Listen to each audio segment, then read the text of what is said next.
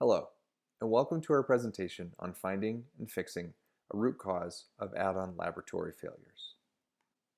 My name is Tyler Anstett. I'm an assistant professor at the University of Colorado School of Medicine. I'm delighted to be presenting with Katie Hess, a systems architect for UC Health, the health system of which the University of Colorado Hospital is a part of.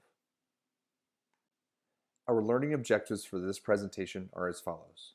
First, we will evaluate venipunctures, also known as blood draws, as a component of the value of care we provide. Next, we will define both add-on laboratory tests as well as add-on failures. And finally, we will walk you through how we identified a root cause of add-on failures, and finally, how we implemented a solution. I'd like to start by emphasizing that laboratory testing of blood samples is a critical part of clinical care and can aid in diagnosis, prognostication, and treatment of disease. However, a significant number of tests are inappropriate or potentially unnecessary, and therefore contribute to overuse and waste in healthcare. Let's examine the practice of drawing blood through the lens of the value equation.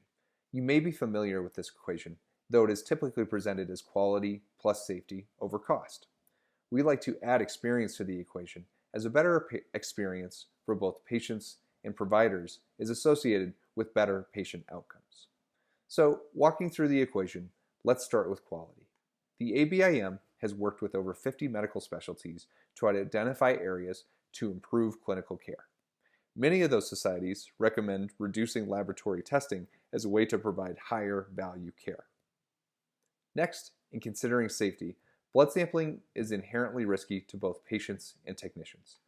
This is a picture of an actual patient after being hospitalized for only 2 days. As you can see, his arm is significantly bruised and painful. Further, drawing blood can result in iatrogenic anemia.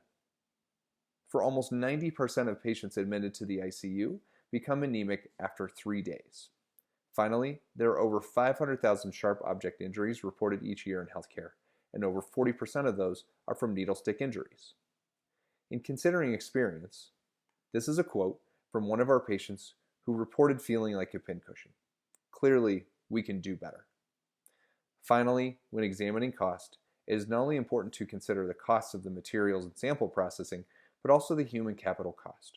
For every venipuncture, approximately 10 minutes are spent in simply collecting the sample and sending it off to the lab.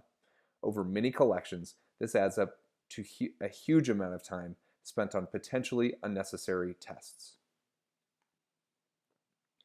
Now let's examine a prior intervention for reducing the number of blood draws, the addition of add-on laboratory testing within the electronic health record.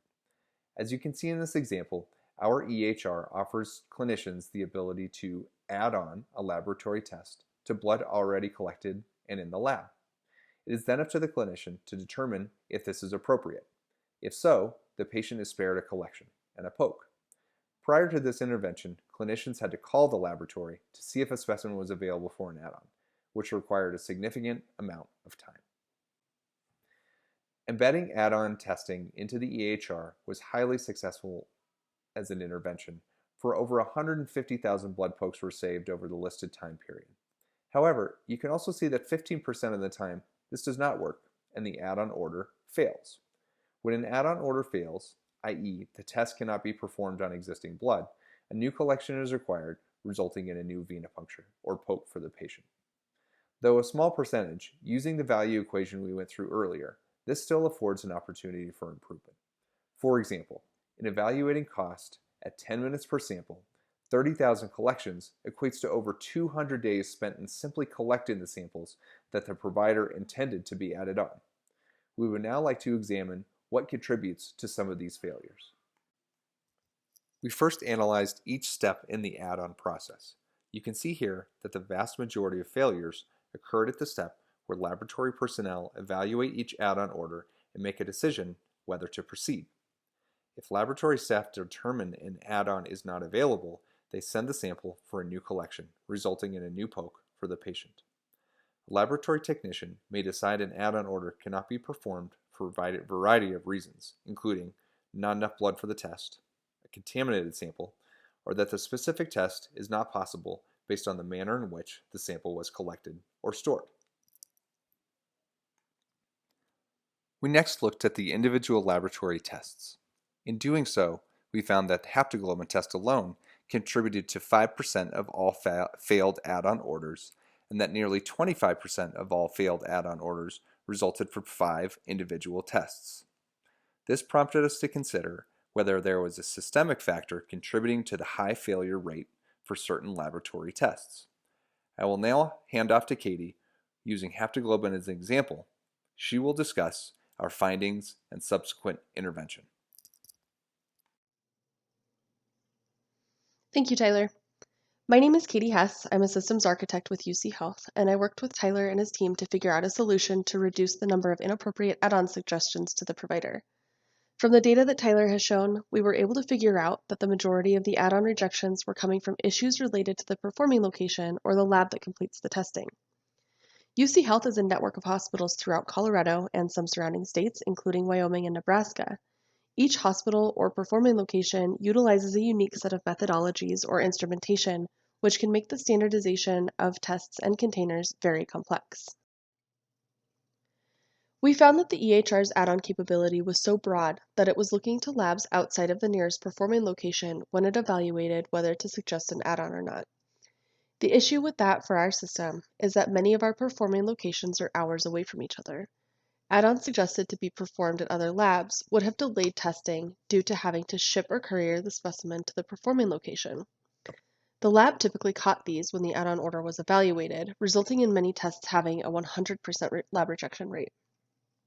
Continuing to use haptoglobin and a patient at University Hospital with a pink top already drawn as our example, we can see how this occurred. When this provider places an order for a haptoglobin on this patient, the EHR would first look at the closest performing location of a haptoglobin test, which in this case is University Hospital. University does not perform haptoglobin on a pink top, so the logic moved to the next closest performing location, Poudre Valley Hospital. Again, a pink top is not an appropriate container for this performing location. So it looked to the third lab, which does indeed perform haptoglobins on pink top containers. The HR saw this as an opportunity to reduce the number of sticks to the patient. However, it wasn't feasible in our system, and the labs were rejecting all of these orders. That meant that unbeknownst to the provider in most instances, the order that was expected to be added was being requeued as a new poke or a new collection. This chart demonstrates how there are multiple tests within our system with this container type discrepancy. You can see that University or Anstett Hospital is the most limited based on what the labs have validated on their instrumentation. That means that in general, these tests were often suggested as add-ons, but rarely successfully added because the appropriate blood collection container for University lab had not actually been collected. Again, using haptoglobin as an example, if the patient had red, yellow, green, or purple containers collected, an add-on for this test would have been suggested. However, unless the patient actually had either red or yellow collected, the lab would reject the add-on and requeue the order back to the draw list. Our first thought on resolving this issue was to standardize the containers between the various labs, but that quickly turned into a much larger and nearly impossible undertaking. So we looked at our possibilities in the EHR and found something that would work. I put in a rule property that made the system look only at the performable containers at the nearest performing location. What that means is that instead of looking to all labs that perform haptoglobin in the system, now the system will only look at the containers allowed for haptoglobin tests performed at University. In this example, the container required for haptoglobin at University Hospital, a red or a yellow, was not collected, and so the system would not suggest that a haptoglobin be added and would instead trigger a collection task for the lab or nursing staff immediately upon signing the order. This gave the provider a true sense of the collection and testing capabilities for that order and allows them to make a decision based on that information, whether it be to collect a new sample or to discontinue that order. I'll pass it back over to Tyler to demonstrate how the solution made such a significant impact on add-ons and blood draws. The fix that Katie described went live in September of 2019. As you can see, this intervention worked. First of all, the failure rate at the step of collection processing by our laboratory personnel dropped significantly as a result of this change. Further, you can see our old friend haptoglobin, the test where we identified the systemic error, as well as other common tests, dramatically improved as represented by lower rates of add-on failures.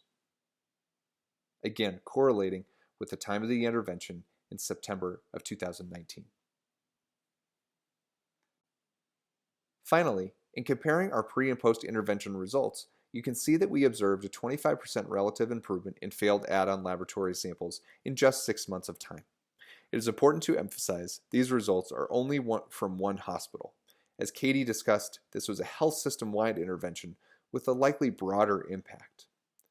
Through finding the root cause of errors, we were able to identify a systemic problem with a simple solution that resulted in improved efficiency in care. Thus, we encourage you to dig deeper to examine your own processes to find other areas for improvement. Before we close, we'd like to call out that this is a team sport. None of this would have been possible without the collaboration between our health system, the School of Medicine, and our colleagues. We'd like to specifically thank Amber Stokes for her expertise in data collection, data visualization, and putting together many of these slides. Thank you to everyone that participated. We would like to end by saying thank you. Thank you for your time and attention, and thank you for the work that you do every day working to improve care. Thank you, AMIA, for putting on this fabulous conference. We are happy to take any questions that you may have at this time.